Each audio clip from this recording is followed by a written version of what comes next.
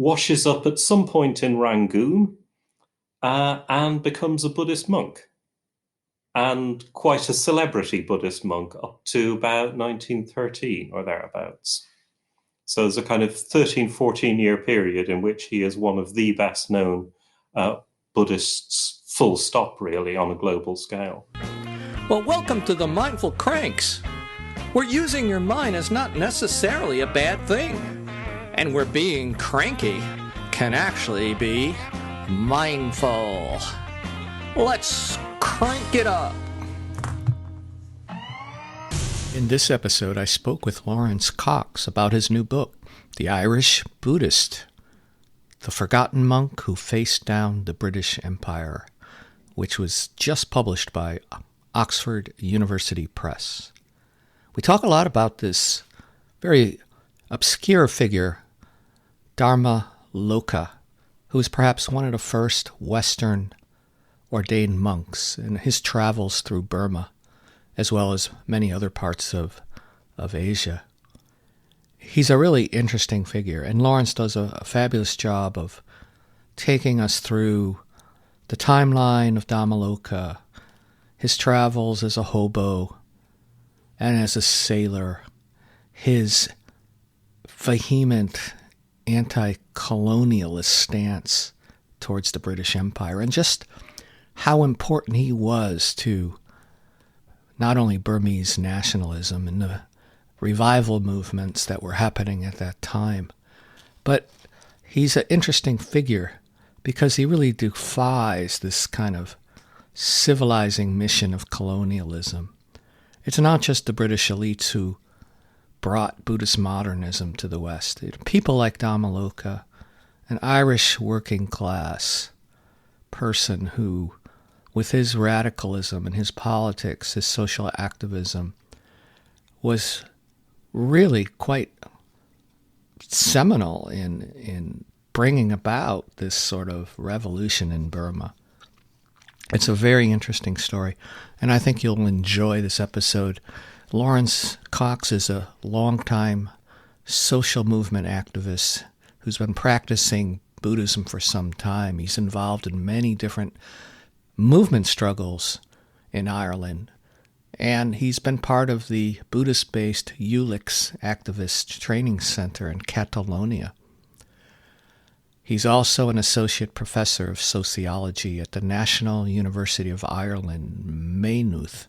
I think you will really enjoy this episode. We're with Laurence Cox today, who is the author of a new book called The Irish Buddhist, which just came out published by Oxford University Press 2020. It's a great book. We're going to be talking a lot about that. So thank you, Laurence, for joining the podcast. Oh, thanks a lot for having me. Really. I've been really enjoying the book. It's very unique in terms of its scholarship and just the historical digging that you must have done with you and your collaborators. So maybe that's a good place to start. Can you tell us a little bit about how this project started and what got you so interested in tracking Dhammaloka? Whoa. Yeah, so there are three of us. I'm speaking for myself here, but Alicia Turner, who knows infinitely more about Burma than I ever will, and Brian Bocking, ditto for Japan. So I was digging around looking at the back history of Buddhism and Ireland, thinking it might go back to the 60s, and found out, but the 1860s more than the 1960s. And when you do that, you tend to find a lot of gentlemen. You find a lot of people who naturally write and people pay attention to them. So you start thinking, okay, is there anybody else out there? Any women, any working class people, people who are maybe not so high up? And I found this guy. There was a letter from him to a Kentucky atheist journal back in 1909 or something like this, saying, hey, I'm a Buddhist and I'm in Burma, and we're celebrating Thomas Paine here.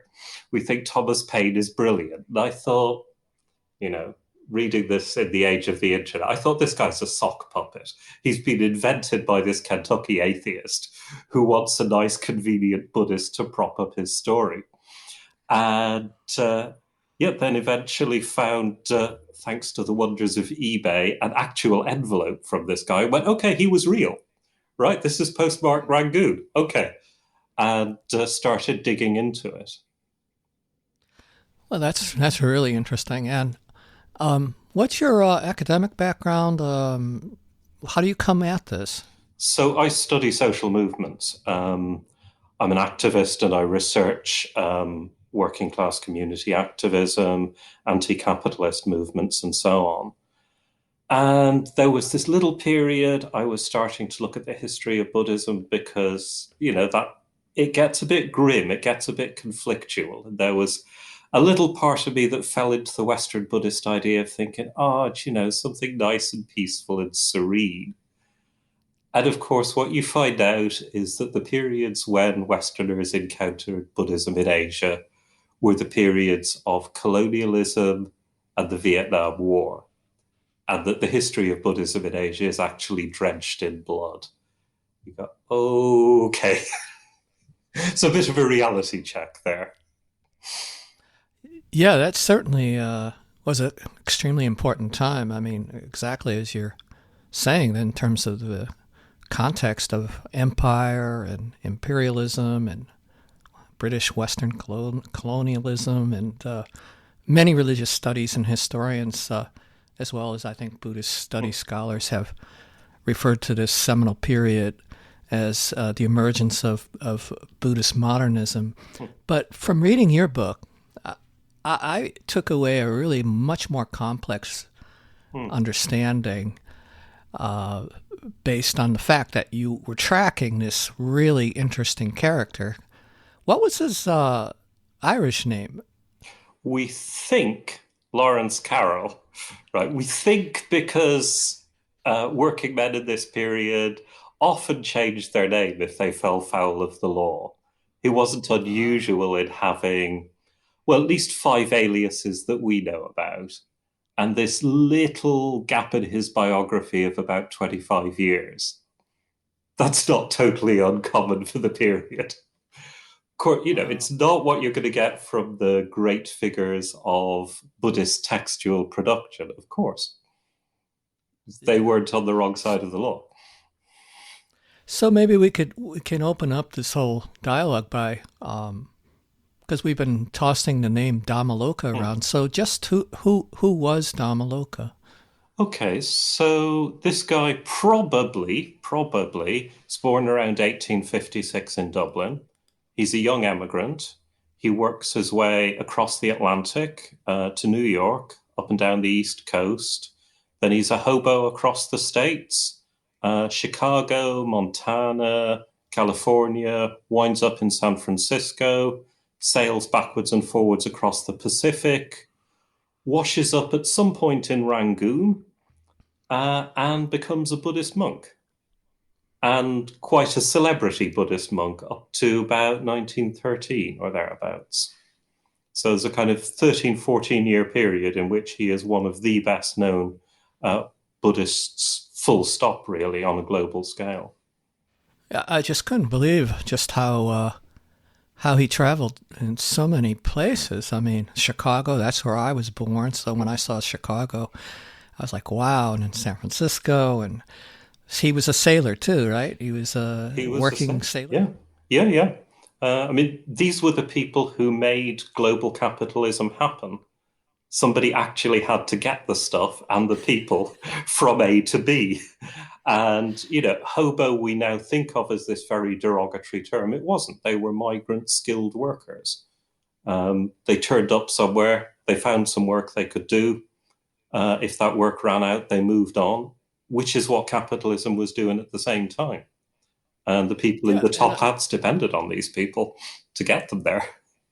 Yeah, exactly. And I think that's why your book kind of debunks some of the myths that, Buddhism was founded by these theosophist elites, in these British elites. But, you're sort of tracking of Dhammaloka, Irish working class, right?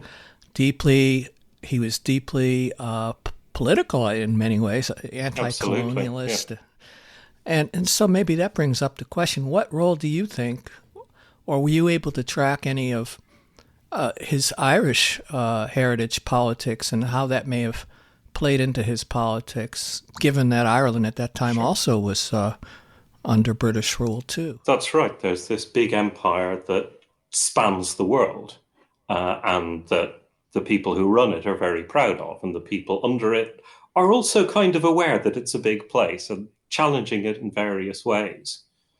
So one of the big things that's going on in this period is empire is getting more and more religious in Asia. It becomes more and more closely entwined with missionaries because 18th century empire, the East India Company and so on, kind of pre-empires, mostly don't upset the natives. Just take the money, cut a deal with the monarchs, leave their souls alone. But by the late 19th century, they are bringing the gospel, they are saving the heathen and so on. And that's very familiar from Ireland, because in Ireland, there's also been this popular religion, Catholicism, and this colonial religion, Protestantism. And you have this very awkward setup where, of course, it's treason to challenge the empire directly. You can't just stand up and say, I think the Brits should get out. But you can defend local religion against the official religion, and you can always push that boundary, and you can do it in the right way. And of course, by the early 20th century, Irish people have this down to a fine art, how to push it just far enough that everybody knows what you're saying, but they can't quite stomp on you for it. Because if they stomp on you, they're stomping on everybody's religion. And he transports that idea across to Burma in quite dramatic ways. And Burmese people love it. They lap it up. Yeah, that's really interesting, is that I guess much of the army, the British army, was really Irish Catholics, right? There was a lot of Irish Catholics in the British army that were going over to. Mm-hmm. Absolutely. And that worries... it worries the people who run the show. So, this big book of Kipling's, Kim, but also other books of the period, play with this idea of the Irish Buddhist. Because what happens if the Irish in India stop being loyal to the crown, stop keeping the natives down? What if they start to go native? So Dhammaloka, he's not quite their worst nightmare, but he's certainly a scary symbolic figure. Is somebody crossing the wrong boundaries, not keeping these things safely in their separate boxes the way they're supposed to be. Yeah, one of the things that I noticed in when you were talking about this is, as you were writing about it, I should say, is that there was some concerns, weren't there, about, as you said, some of these more working class Irish and that are part of the British Empire. The vagrancy that was starting to occur. And I guess the term beachcombing came from this notion of the lower class, so-called lower class. Can you say what was going on there? Mixed race marriages and all this stuff. Yeah, well, empire in Asia is not just the colonial establishment. It's also all these sailors and soldiers and railway people and so on who keep the show on the road. And they've got a problem because the race hierarchy there, it's a bit different to the deep south of the US. So we've got this picture of race hierarchies where, say, in the deep south, poor whites are absolutely going to line up behind the rich whites against the blacks. They understand that that's where their bread's buttered. But in Asia, it's a bit different because in Asia, there are very, very few white people in the British Empire. And there's an awful lot of Indians, Burmese, Sri Lankans, whatever else. So they make up this whole mystique in the late 19th century after the Indian Uprising of 1857 about how different white people are, how special they are. They've got to dress differently. They've got to behave differently and so on. which is fine if you're going to the clubs, if you're in the officer class, but it's not the beachcombers. And it involves things like you never marry an Asian. Your kids get sent home to these god awful boarding schools, home in England, because otherwise you start slipping down the race hierarchy. You become these Eurasians or Anglo-Indians or whatever. Terms keep on changing. But as soon as you stop behaving properly, you're no longer white. You don't get those privileges. So they've created a problem for themselves because, poor people tend to, find their partners where they are. They tend to mix with the people where they are. Sometimes they even change their religion. And then if you've got somebody who becomes a Buddhist, now that's the worst because he's literally wearing rags. He's shaved his head. He's going barefoot. He is begging, a white man begging. And then he is abasing himself in front of graven images. They literally say this kind of thing. And to an Asian hierarchy, that's not good. And he was quite an advocate of, he was a teetotaler and right, quite an advocate of temperance. Yeah.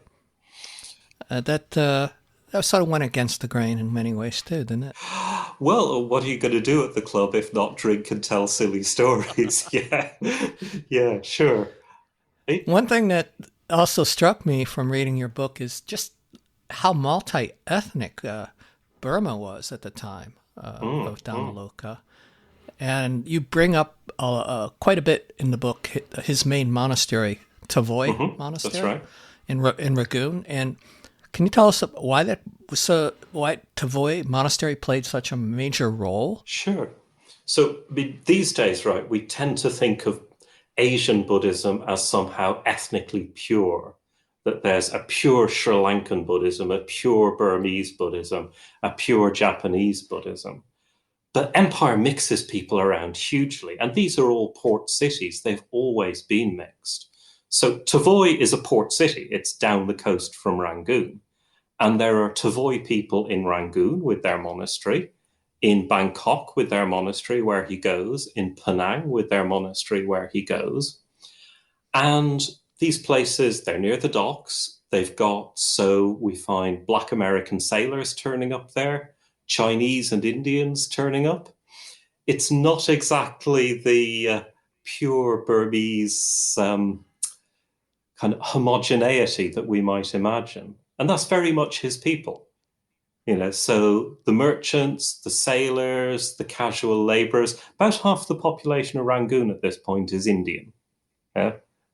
Muslims, Tamils, all sorts. It's not this kind of Burmese city at all. And then, of course, all these poor whites washing up. Yeah, what a mix. That must have been such a vibrant and such a stimulating environment. And I think it brings up another big question is, why should we care about this white guy? Fair enough, yeah. Historic, why Dhammaloka? He's a very obscure figure. And I think he's extremely important, but let's see what you're taking. Yeah. He's become an obscure figure because he doesn't quite suit. So he certainly doesn't suit that sort of Asian ethno-religious nationalism that's where Buddhism goes in a number of countries. If you want to construct a story in which Burmese Buddhism is somehow the preserver of the Dhamma, or Sri Lankan, so Sinhalese, Buddhist supremacism or whatever, you're not going to like the fact that Buddhist modernism is insanely interethnic, that a lot of the leading figures are just like him. They cross boundaries. They're from minorities. They step outside their native places. But it also bothers us because Western Buddhists quite like to have a rather smooth origin myth. And, there's something funny going on here because there is this sort of Gary Snyder, Dharma bum heritage. Snyder and Dhammaloka, they're not that different. Yeah, they've both been working people. They come from radical traditions. They're sailors. their personal lives, they're very close to Asian people and so on and so forth. They're rough. They're not smooth. They're not managerial. They're not respectable, and so on. I We like to don't think like of that. myself in that group too. Yeah, yeah. Who doesn't? But, hierarchies don't. So when you're constructing the origin myth of Western Buddhism, or if you're constructing the origin myth probably of mindfulness, you want something a bit more respectable, a bit smoother and shinier than these people who got dirt under their fingernails. And they don't always say the right things in polite company. Yeah, yeah. So, your project, how long did it take you to do the research and write this book? It took the three of us 10 years. Unbelievable. Unbelievable. And it's quite a detective story in many ways. And what were some of the most challenging aspects of conducting this kind of historical archival research? Well, so part of what you realize, if you're like me, mostly I study Ireland and Western Europe, and you realize that these are just very, very small parts of the world. You might intellectually know that 60% of our species is Asian, but you really, really realize it when you try to track down somebody who, Dhammaloka, he's active in the countries today we call Burma, Thailand, Singapore, Malaysia, Sri Lanka, Bangladesh, Japan. Those are just the main places, and another three or four. So you've got to have the linguistic competence to understand what you're reading. And a lot of the print languages particularly have also changed dramatically. There's been a lot of reform, orthographic reform in the last 100 years. So tracking down and understanding those sources, not just linguistically, but then being able to say, I'll tell you who this abbot is, or I'll tell you what's significant about this particular place. That's a huge amount of expertise. And so it wasn't just the three of us, there's at least another dozen people that we've just kept on asking and asking, please tell us, can you find out this for us? Can you put this together? And then you sit back and you think, people like Dhammaloka, they were able to navigate this world. They were able to navigate it pretty damn competently. They were able to be significant figures in several of these countries, wrap their heads around the language enough, around the politics, around what was needed of them, that mostly when they land somewhere, they can make stuff happen. They can headline celebrity tours. They can set up big institutions. They can pull alliances together. And you wind up with an awful lot of respect for these people, which you wouldn't necessarily have if you just looked at their printed texts. Yeah? So we're talking about Buddhist modernism. And if you look at something like, a very fine collection by McMahon called Buddhist Modernism, it's a collection of texts by professional intellectuals. And you read those, and, some of them read really nicely today. And then you find out something about the lives of these people, and maybe they weren't all quite so able to do the things that some of those texts imply. And conversely, you look at people like Dhammaloka and you go, my goodness, not very polished in the speech, but able to do stuff that it's hard to imagine doing. If you imagined personally heading off to these places, being able to set something up, and then after a couple of years move somewhere else and set somewhere. Whoa.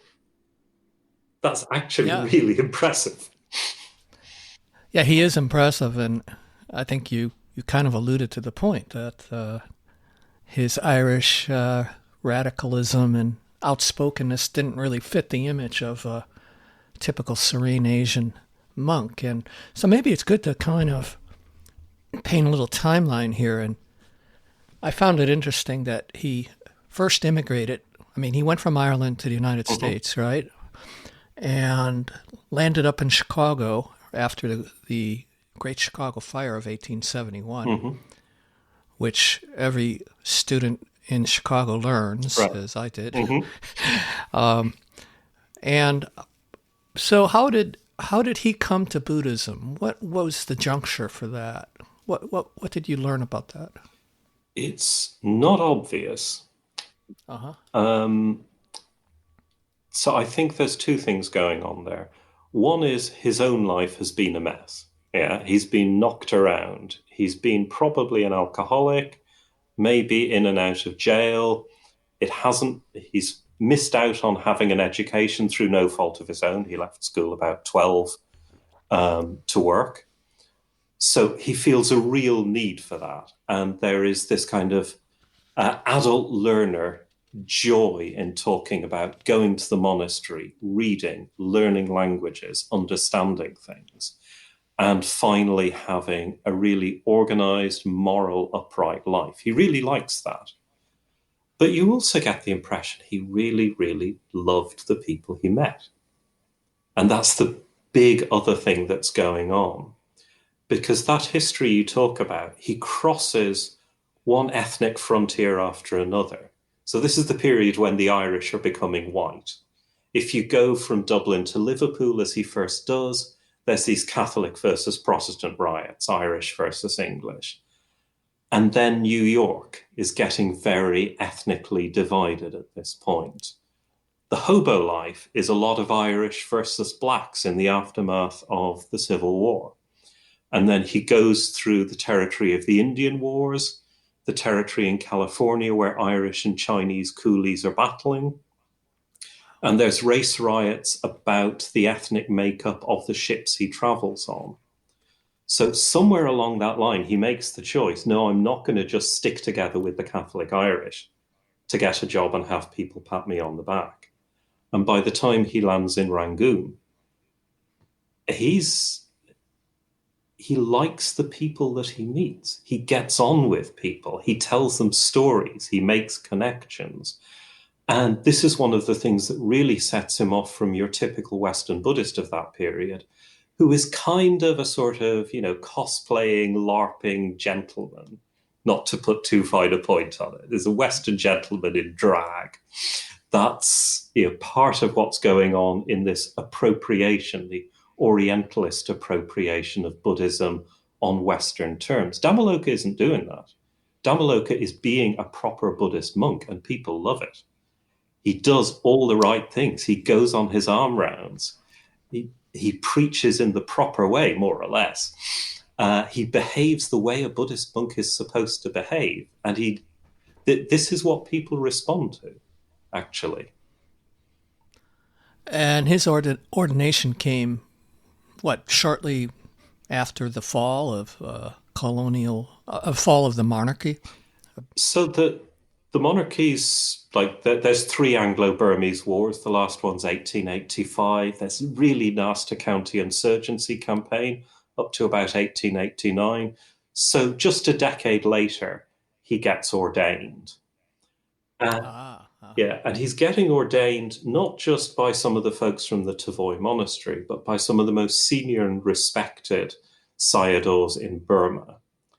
Wow. And what's going on there very clearly is they're going, this is a new world. We need people who can act in this world on our behalf. And that's another really important part of the story of Western Buddhist ordination, is you can't just rock up and say, ordain me, and get a license to go and do what you like. Yeah? You have to be sponsored. People want you. They have to not disrobe you. So behind this front man, everywhere he goes, you can see these different Asian groups going, what can we do with this guy? What's he useful for? Very, very strategic. Yeah, and he's a great front man. He's got the gift of the gab. And he could do things that they can't. Exactly.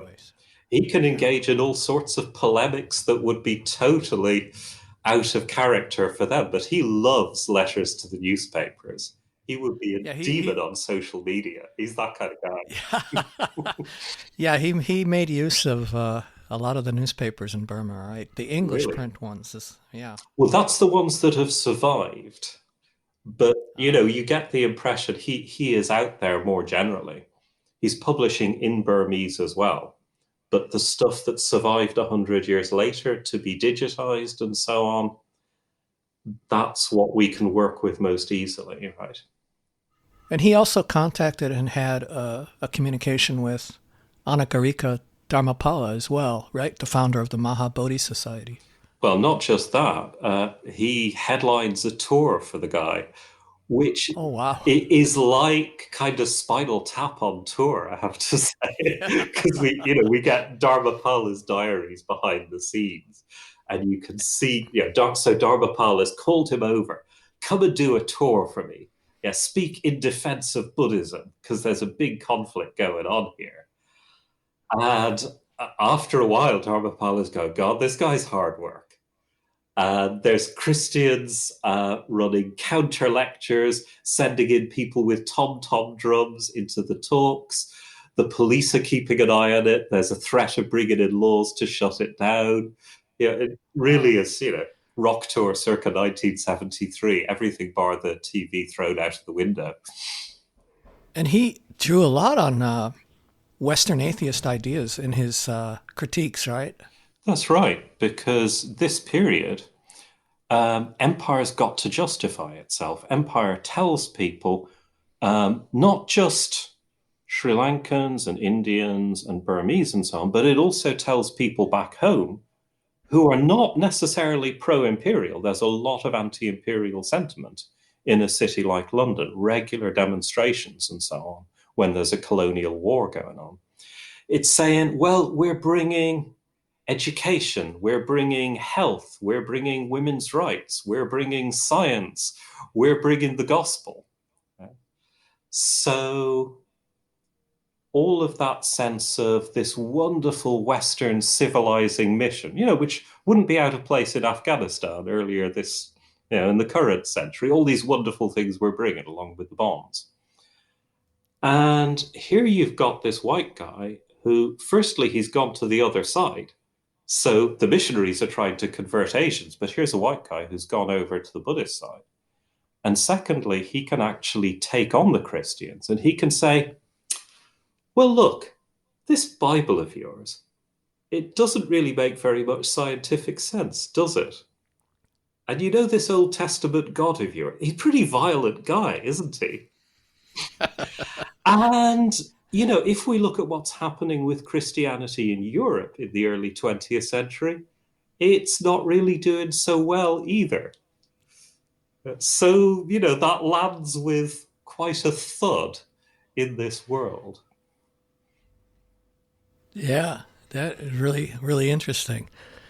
So he really got around, and like you said, that the authorities were keeping tabs on him quite a bit, right? He was being watched and monitored, and the police are keeping an eye on him. What becomes the intelligence services? We don't know why he kept quiet about these 25 years, but he had a good reason to keep quiet. This is before extradition and so on. He gets tried for sedition. Eventually, he fakes his own death. Yeah, so this is somebody who's under pressure. He's got a lot of courage. He's very happy to stand up there, make a challenge, be a martyr. But he's also, he's skating on pretty thin ice some of the time. And one of the big controversies, maybe you could tell us about this controversy, the shoe confrontation at the Pagoda Festival. That was the Pagoda Festival was a very important pilgrimage site in Burma, and maybe you could tell that story about how he challenged colonial authority. Well, so this becomes a big deal in Burma. It becomes one of the big deals for the next 15 years or so. And how it works is this: white men, in theory, are different from Asians, in part because they wear shoes. They do not take their shoes off. Now, lots of Asian countries, Burma's no exception, shoes are dirty. You don't point your shoes at people, you don't wear shoes inside the house, and so on and so forth, because they're on the road. You remember this guy throwing shoes at George W. Bush back in the day. Yeah, same kind of logic. But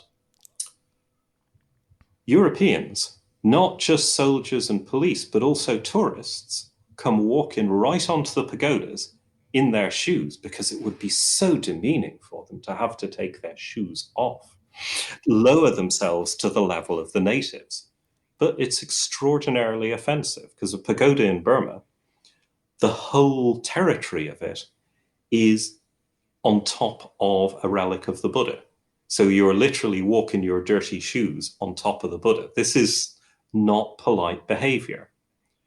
And at a certain point, in the middle of this really big pagoda festival, there's a photo in our book, and there is no social distancing going on. These are absolutely ram-packed. Yeah, there are tourists, there are crowds of devotees, there are stalls, everything's going on. He walks out there and he stops this guy, this off-duty policeman, and says, "You can't come on here with your shoes on."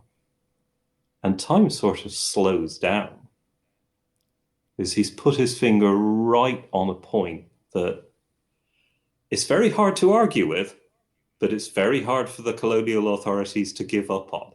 Yeah, it takes them 15, 20 years to really go, oh, okay, we do have to take our shoes off if we want to come onto your pagodas. But from the point of view of the Burmese, this is trampling on their religion. This is a basic question of respect. So he's coming and saying, are you actually going to respect our religion to this minimal extent? It's quite a moment. Yeah. Is this what led eventually to the legal case against him and the direction of sedition? Not so directly, we don't think. And it annoys them, right? There's a lot of stuff that annoys them. So one of the other things that annoys them is Western officials tend to have native wives, in inverted commas. And after their 20 years term of service, they ditch them, they go home, they marry a nice English girl and leave their native wife and native children in Burma or whatever. Dhammaloka apparently gets the viceroy to issue an edict that anyone who's got a native wife needs to make an honest woman of her according to the proper marriage rites. And therefore, of course, absolutely screws their future plans, because, So these kinds of things, a challenge like that, it's a big deal. His tours in Burma, he's an absolute celebrity in Burma, in Sri Lanka, these are big deals. But the thing that they do him for eventually in 1910 is this thing that he's been saying for a decade. And it's basically this analysis of colonialism, where he says, look, they're going to come for you with the Bible. They're going to come for you with the whiskey bottle. They're going to come for you with the Gatling gun, the machine gun of its day. So colonialism is these things. It's military conquest, it's missionary Christianity, and it's cultural destruction, alcoholism in a Buddhist country. And he published these pamphlets, right? One of them was Unity is Strength, which was one of the most powerful critiques of colonialism.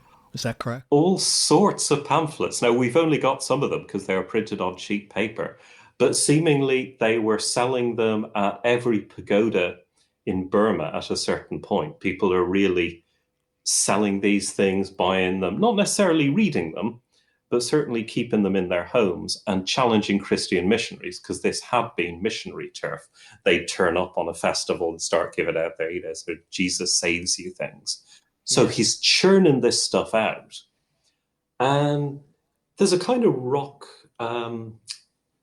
tour aspect to that as well, because remember, he's a monk, he can't handle money. So what do you do if you go on tour in the backcountry? Well, people carry their wealth on them, yeah? So maybe silver jewelry, for example. They donate this silver jewelry to your assistant, who just happens to be a jewel merchant. He turns that into money. What do you do with all this money? You're a monk, you don't need it. Well, you finance the publication of these very worthy pamphlets about what's wrong with Christianity, how Buddhism is the highest religion.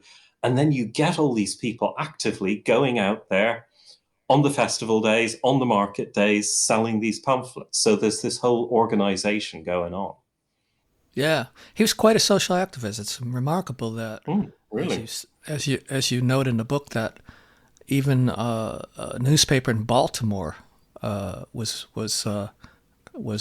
writing about him, and he inspired other Buddhists in other countries too. Uh, To in Ceylon and I, well, I recall he. around Asia, absolutely, yeah. So Yeah, yeah, he's a kind of media figure in the West, but he's not particularly interested in converting Westerners. He's interested right, in challenging right. colonialism in Asia on Buddhist terms. So yeah, all these different Asian countries, literally from Japan round to Sri Lanka, there he is, fighting the good fight, so to speak. And he had a few brief tours of Japan and Mandalay. Yeah, well, Mandalay in Burma, that's right. It's kind of the historic center. He does some really powerful interethnic stuff in Singapore. It's obviously a very mixed city, and Penang, just up the coast in Malaysia. He's active in Thailand quite a bit. Yeah, he's got these big appearances that we know of in Japan, in Sri Lanka. There's still a year or two missing, even in his Asian life. So there might be somewhere else. You know, he kept saying he went to Tibet. We haven't found proof of it. Okay, Not when he said he went, but maybe he did. Then later on, he said maybe. he went to Cambodia. Maybe he did. Well, he certainly got around. There's no doubt about that. What was this thing about the significance of monks writing about dreams and prophecies? He wrote a letter to the Times of Burma that became very important and symbolic. What was that about? Well, somebody writes a letter to the Times of Oh, Burma, okay. right? Because I said he was very internetish. He uses an awful lot of pseudonyms. So there are a lot of these letters going to the paper, some of which we know were by him under a different name, others weren't. But this is right in the middle of the pagoda controversy. So this shoe thing has happened, and the colonial authorities don't want to come down like a ton of bricks. What they want to happen is for the people who run the pagoda, and this is the Shwedagon Pagoda in Rangoon, the holiest site in Burma. They want them to do their dirty work and disavow Dhammaloka. And Ah, yeah, yeah. So, and they prepare this little document and they give it to the trustees to sign. And the trustees don't want to sign it. In fact, so much they don't want to sign it that one of them gives it to Dhammaloka. But he doesn't go the way you might, running to the press straightforwardly. I've got this document. He gets somebody to write a letter, or he writes a letter himself about a certain very famous monk, we're not told who it is, who has a vision brought to him by a spirit of a secret document. And this apparently is what sets the cats among the pigeons. Yeah, so it's the way you'd get a rumor going, basically. And in fact, the rumor is true. This document does exist. But the fact that there's a vision or a dream behind it and a spirit and so on makes it all much, much more interesting.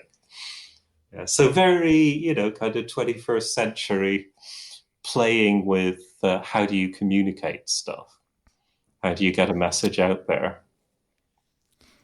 but at some point, a pretty major court case is developing, and he is accused of sedition. How did that happen? What was the precursor for that? That's right. Well, he goes out to Moulmein, which is a provincial town in Burma, and somebody sends along a shorthand writer, as you might go and record somebody's talk with your phone, and then gets a court case up saying that this business of saying, the Bible and the bottle and the Gatling gun, that's sedition, that's stirring up disaffection, and gets him put on trial locally. And he's condemned locally for a very minor offense because they want to slap him down, but they don't want a big trial. They don't want to make a martyr out of this guy. They just want to kind of put manners on him, so to speak. And then this trial comes to Rangoon, so comes to the colonial capital. And by the time it comes to Rangoon, he's got leading figures in the Indian National Congress, so in Gandhi's organization.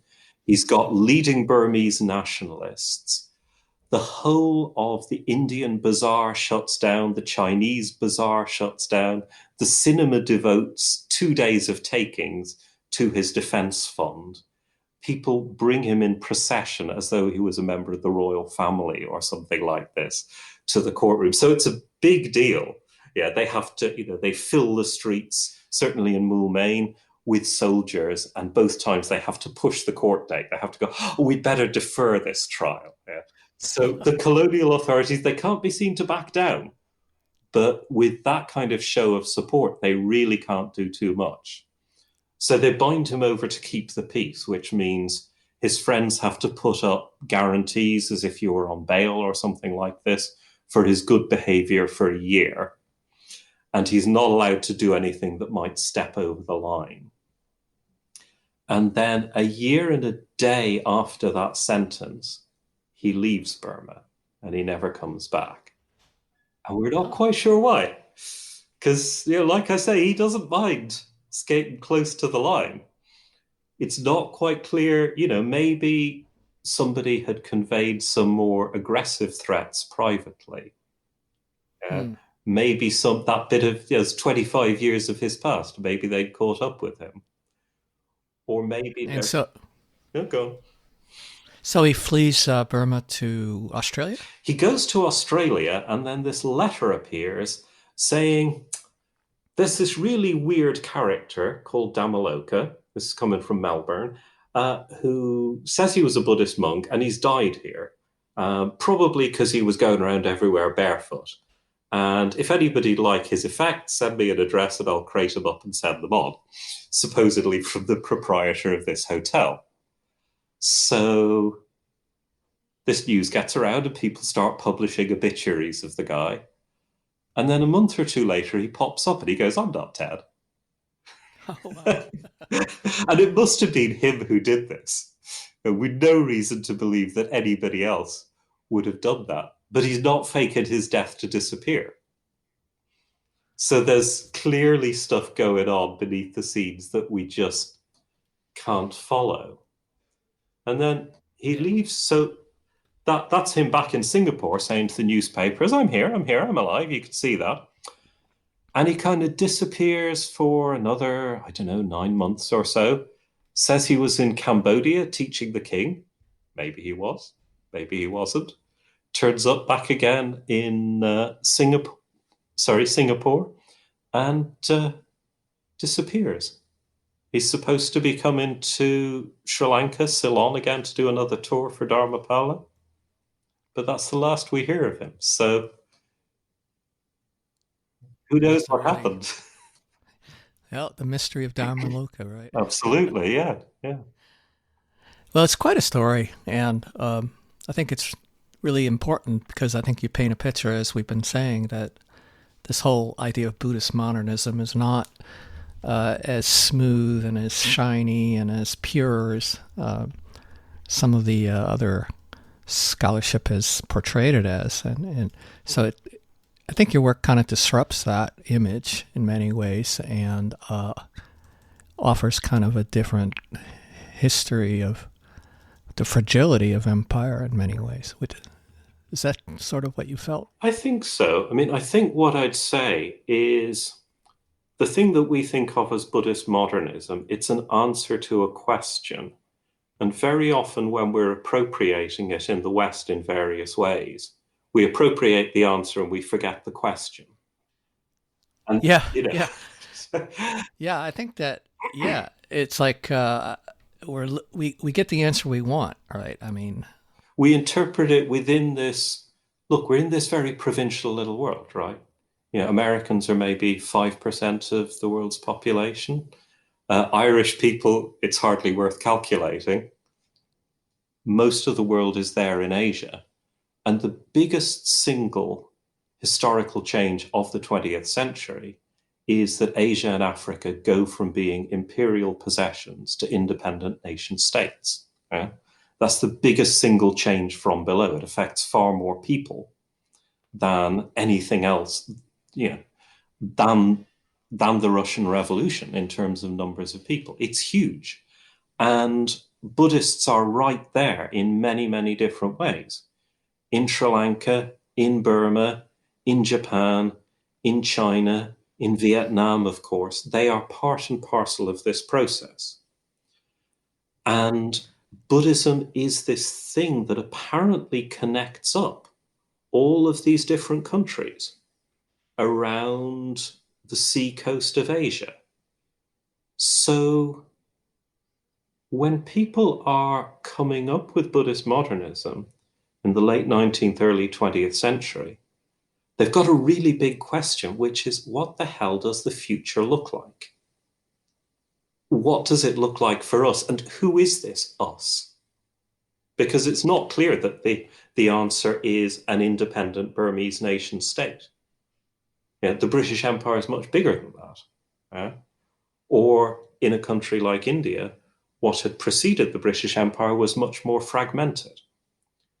So we think back, we imagine the future that we now know. But the people who produce Buddhist modernism, both the intellectuals and the activists like Dhammaloka and so on, they're struggling to grasp these possibilities.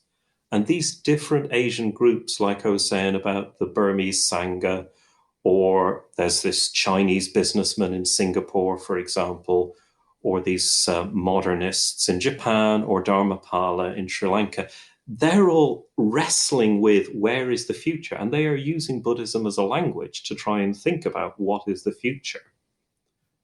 But if we just appropriate Buddhist modernism as an answer without seeing that question.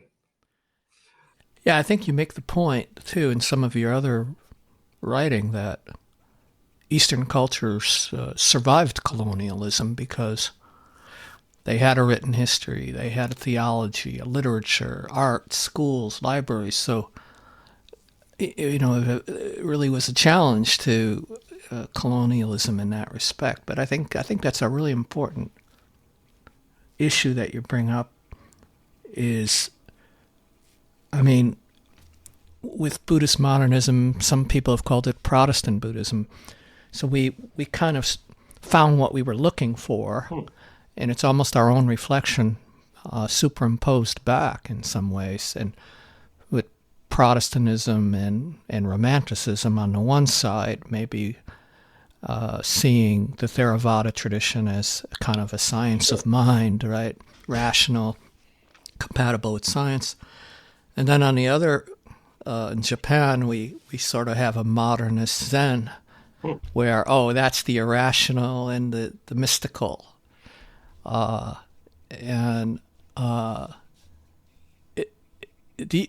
you see? It seems like that seems to be the case right now, even. Well, what we have in the West in terms of what we call Western Buddhism, it seems to be some sort of mixture of those two. Right. Well, look, people. They used to say people make gods in their own images. High status Western figures certainly make Buddhism in their own image. But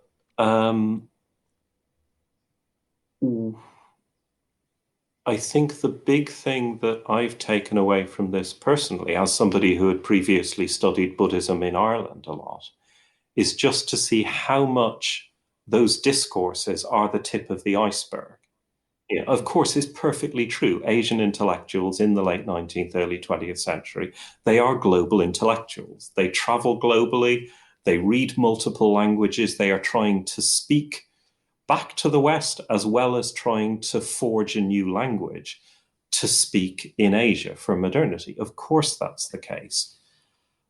But they're trying to do it for their own purposes.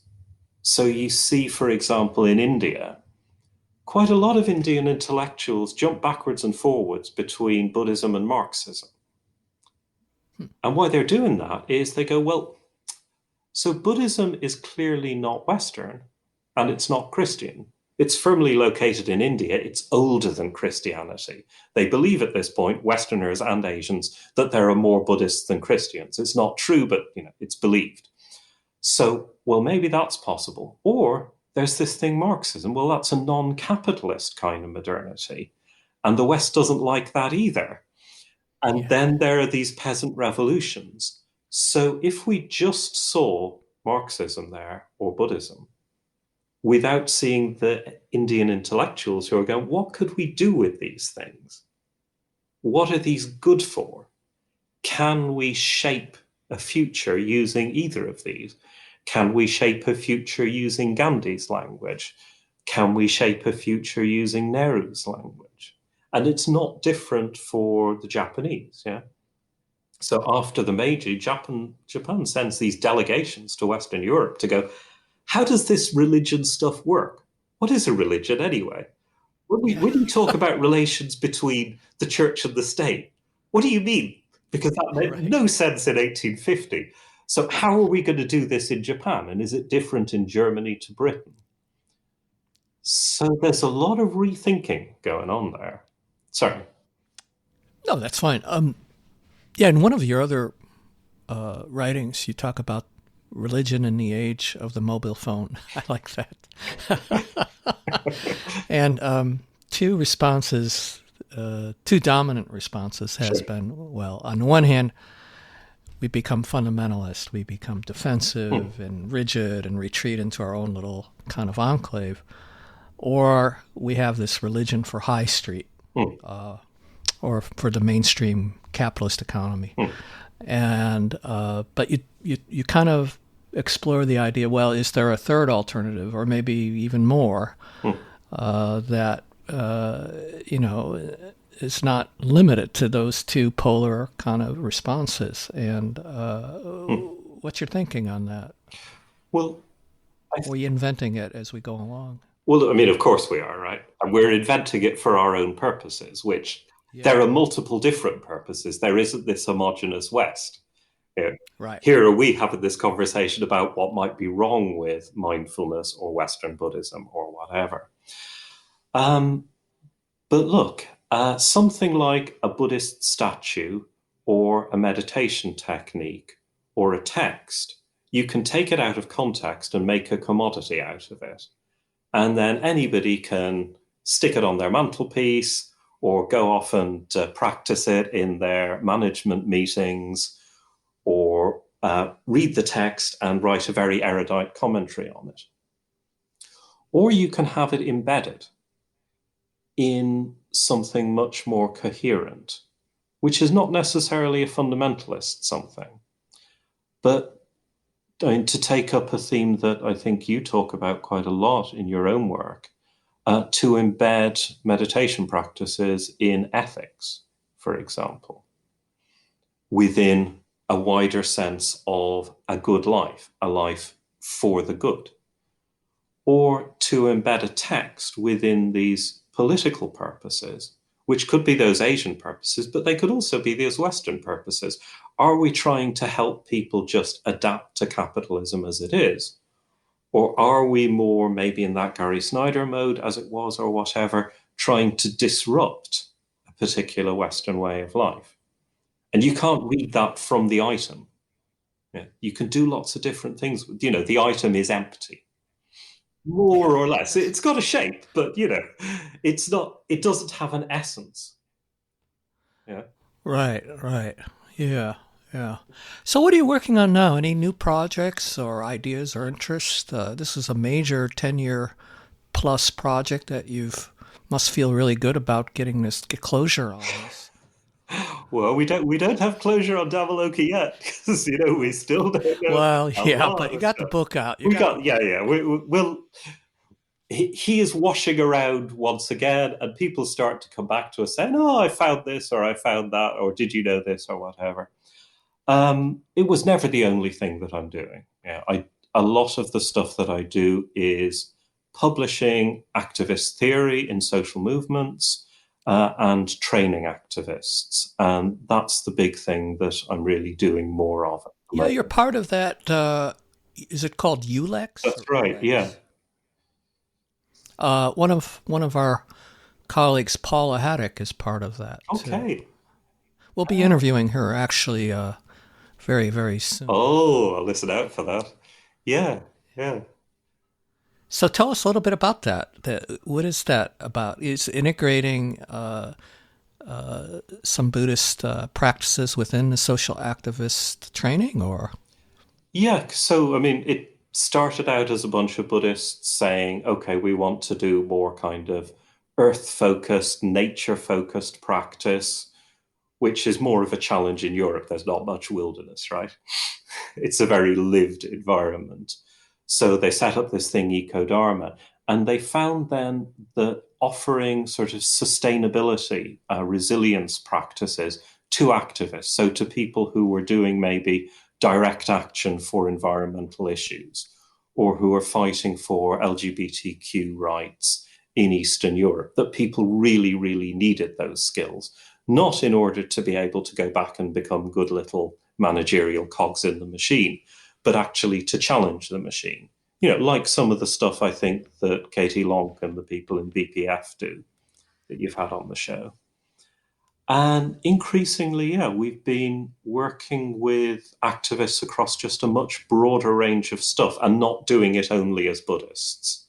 Because I want to say there's something Hinayana in a pejorative sense about Buddhists going, I want to show how moral I am by doing Yeah. some engaged Buddhism. And very often they're not very good at the engagement. Yeah. BPF excluded, they're fantastic. But, by comparison with Quakers or pagans or Catholic workers or whatever, Western Buddhists are not that impressive a bunch of activists, really, on the whole. Yeah.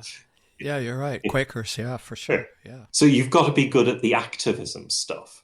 You can't just go out of the way, I'm a Buddhist. So Ulex is really, it's secular, it's bringing together people who are really sound activists, trainers, strategists, and so on and so forth, with a bit of Buddhism in there, but mostly trying to nourish the roots of the movements that we really need, because we're up against it in terms of the rise of the far right and climate crisis. We really, really are. And we really need to throw whatever we can that's good in the scales at the moment. Oh, that's fantastic. Well, Laurence, I think we could end on this positive note that I really enjoyed this interview with you, and I really recommend everyone to get your book, The Irish Buddhist. It's a great book. Oh, and thank you again for agreeing to be on the podcast. thanks a lot, Lon. Really, really enjoyed the conversation.